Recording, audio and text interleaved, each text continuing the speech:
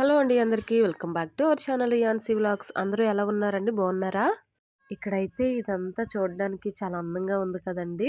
మబ్బులతో ఆకాశం, అలాగే అక్కడక్కడ పచ్చని చెట్లు, మధ్యలో మనుషుల హడావిడి, ఒక సైడు సముద్రంలో ఆ బోట్స్ చూడడానికి చాలా అందంగా ఉన్నది కదండి. ఇక్కడ అన్ని రకాల సీ ఫుడ్ అయితే దొరుకుతదండి. మనకి ఫ్రాన్స్, క్రాబ్స్, అలాగే ఫిషెస్ చాలా రకాలైతే ఉంటాయండి. వాటి పేర్లు కూడా నాకైతే తెలీదు. కొన్ని కొన్ని పేర్లయితే నాకు తెలుసు.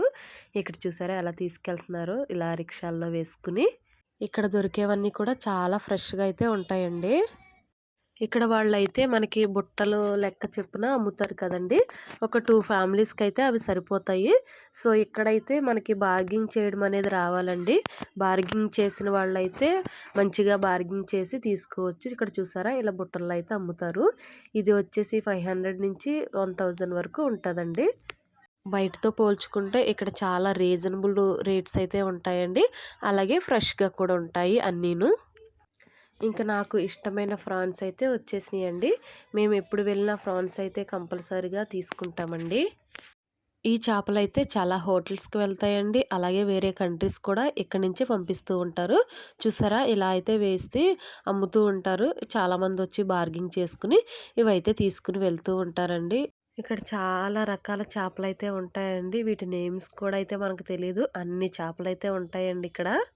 నాకు తెలిసిన నేమ్స్ అయితే కొన్నేనండి. అదే వంజరం, టూనా ఫిష్, అపోలో ఫిష్, కానాగడతలు, గులివెందలు ఇవి మాత్రమే నాకు తెలుసండి. ఇక్కడ చూసారా చేపలనైతే ఇలా పీసెస్ కింద కట్ చేస్తున్నారు. ఇలా పీసెస్ కింద కట్ చేసి పంపిస్తూ ఉంటారనమాట. ఈ చేప చూడండి. ఈ చేప ముక్కయితే చాలా పొడవుగా ఉంది.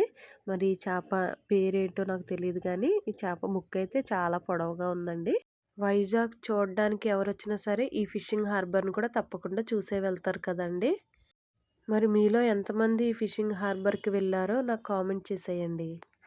ఇక్కడి నుంచైతే కొంతమంది ఈ బుట్టల లెక్కన కొనుక్కొని మా ఇంటి దగ్గరికి వచ్చి అమ్ముతూ ఉంటారనమాట. మేమైతే అప్పుడప్పుడు వాళ్ళ దగ్గర కూడా తీసుకుంటూ ఉంటామండి.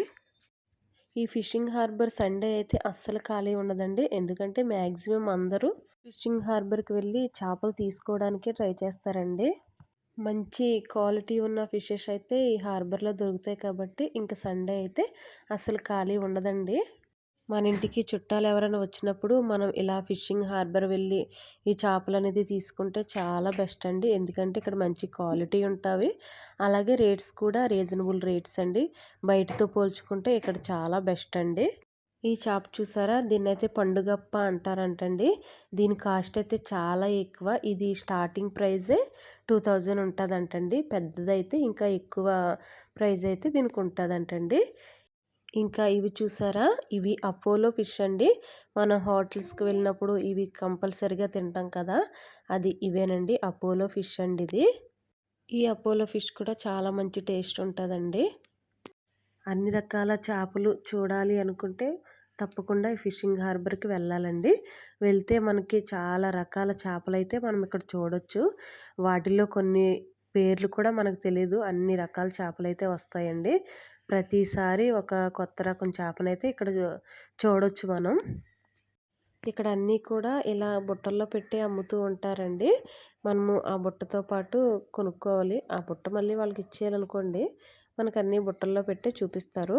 ఇక్కడైతే ఈ పీతలైతే మనకి అన్నీ చవకగానే వస్తాయి. ఈ పీతలైతే ఇంకా తక్కువకైతే వస్తాయండి. మనం ఎప్పుడైనా ఎక్కువగా తీసుకోవాలి పీతలు అనుకుంటే అది హార్బర్‌కొచ్చి తీసుకుంటేనే బెస్ట్ అండి. అలాగే మనం తీసుకున్న చేపలు గానీ, రొయ్యలు గానీ ఏవైనా ఇలా మనము వీళ్ళతో క్లీనింగ్ కూడా చేయించుకోవచ్చనమాట. ఇక్కడ దొరికే వాటిలో పండుగప్ప, ఉంజరమైతే చాలా టేస్ట్‌గా ఉంటదండి. దాంట్లో ముళ్ళు కూడా చాలా తక్కువుంటాయి. పిల్లలు కూడా ఈజీగా తినొచ్చు.